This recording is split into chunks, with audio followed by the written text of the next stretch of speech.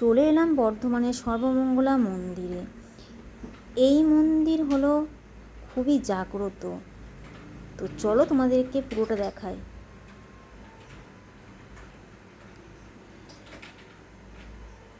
এই মায়ের কাছে যা তোমরা মানত করবে মা কিন্তু সেই প্রার্থনায় তোমাদের শোনেন। মা হলো বর্ধমানের অধিষ্ঠাত্রী দেবী, মা সর্বমঙ্গলা। তো চলো আমরা সব কিছু ডিটেলস তোমাদের সামনে তুলে ধরি। কাকু নমস্কার। হ্যাঁ, হ্যাঁ, তো এই মায়ের মন্দিরে আমি এসেছিলাম মানে মায়ের তথ্য ভক্তদেরকে জানাতে, যাতে ভক্তরা মায়ের সম্পর্কে জানতে পারে বা মায়ের প্রচার হয়। ঠিক আছে, তো সেই সম্পর্কে যদি একটু বলেন, এই মায়ের প্রতিষ্ঠা কবে হয়েছিল? এই যে মন্দির দেখছেন, হ্যাঁ। এই মন্দির হচ্ছে নবরাত্র মন্দির। আচ্ছা। নবরাত্র মন্দিরের গর্ভে যে রজত সিংহাসনে আমাদের দেবী রয়েছেন, হ্যাঁ। এই দেবীর নাম মা সর্বমঙ্গলা দুর্গা। আচ্ছা। সর্বমঙ্গলা আখ্যা, কিন্তু মা অ্যাকচুয়ালি দুর্গা মূর্তি। আচ্ছা। ইনি অষ্টাদশ ভুজা, হুম। মহিষমর্দিনী, সিংহবাহিনী, মহালক্ষ্মী রূপ। আচ্ছা। এই মা বহু হস্তান্তর হয়ে বর্ধমানের মহারাজার কাছে এসেছিলেন। আচ্ছা। এবং বর্ধমানের মহারাজ কীর্তিচাঁদ মহাতাব 1702 খ্রিস্টাব্দে এই মন্দির প্রতিষ্ঠা করেছিলেন। আচ্ছা। তখন থেকেই রাজবংশের নামে আমাদের এই মন্দিরে সেবা পূজা হতো। আচ্ছা। যতক্ষণ রাজার রাজত্ব ছিল ততক্ষণ বর্ধমান মহারাজ এই মায়ের সেবা পূজা, ভোগ রাগের সমস্ত খরচ খরচা নিজের ফান্ড থেকে ব্যবহার করতেন। আচ্ছা। তারপর যখন জমিদারি প্রথা বিলুপ্ত হয়ে গেল, রাজন্য প্রথা বিলুপ্ত হয়ে গেল, তখন বর্ধমান মহারাজও রাজত্ব ছেড়ে গেল। তখন বর্ধমান মহারাজ লাস্ট যে রাজা উদয় চাঁদ মহাতাব, তিনি বর্ধমান ছেড়ে আলিপুরে চিরতরে চলে যান, আলিপুরে, কলকাতা আলিপুরে। আচ্ছা। আর এখানে আসেননি। আচ্ছা। যাওয়ার আগে এই মন্দিরটার ব্যবস্থা করার জন্য একটি ট্রাস্ট বোর্ড গঠন করে যান, পাবলিক ট্রাস্ট। আচ্ছা। সেই ট্রাস্ট বোর্ডের তত্ত্বাবধানে ভক্তদের দানে বর্তমানে ডেলি সেবা পূজা, ভোগ রাগ, মন্দির সংস্কার ইত্যাদি ইত্যাদি কাজ হয়। আচ্ছা। এই মা যেহেতু দুর্গা, তাই বার্ষিক শারদীয়া দুর্গোৎসব, সৎপুরে যে দুর্গোৎসব হয়, আচ্ছা। সেই দুর্গোৎসব মায়ের প্রধান উৎসব। আচ্ছা। এছাড়াও মায়ের নবান্ন, বিপত্তারিণী, নববর্ষের বাংলা নববর্ষ, কালী পুজো, শিবরাত্রি, প্রতিটি হিন্দু শাস্ত্রে যা যা অনুষ্ঠান হয়, যা যা ব্রত হয়, সবই এই মন্দিরে দেবীকে কেন্দ্র করেই হয়। যেমন বিপত্তারিণী উৎসব আসছে, রথ আসছে, সারা বাংলার হাজার হাজার লোক ভোর 5টা থেকে লাইন দিয়ে দাঁড়িয়ে থাকে মাকে পুজো দেওয়ার জন্য। আচ্ছা।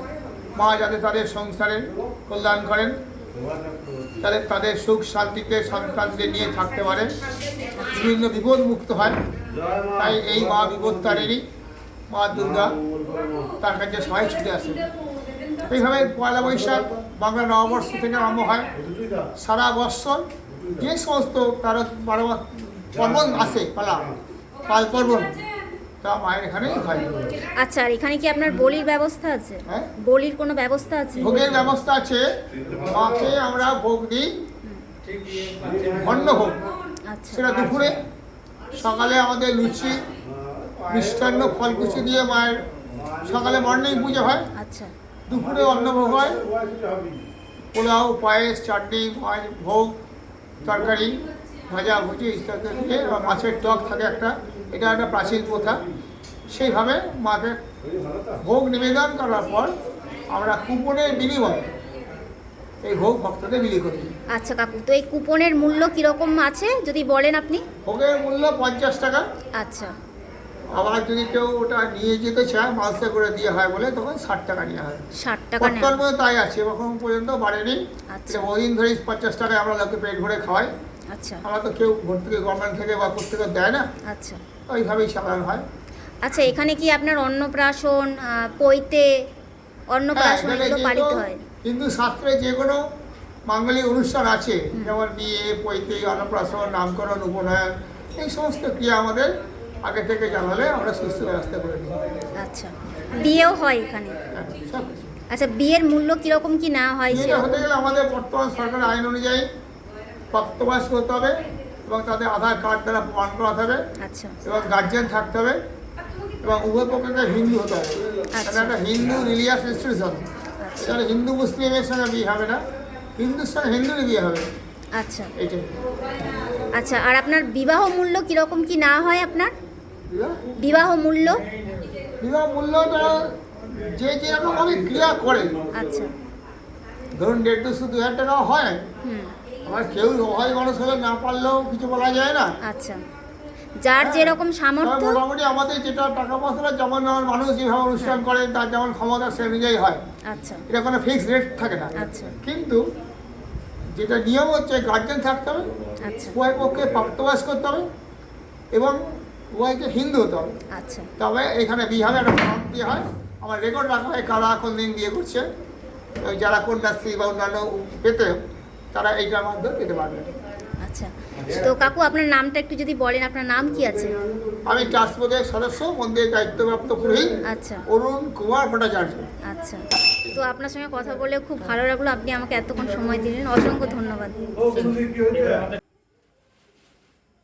তো এই হলো মা সর্বমঙ্গলা মন্দিরের নাট মন্দির। এখানে বিবাহ অনুষ্ঠান সব কিছুই হয়ে থাকে।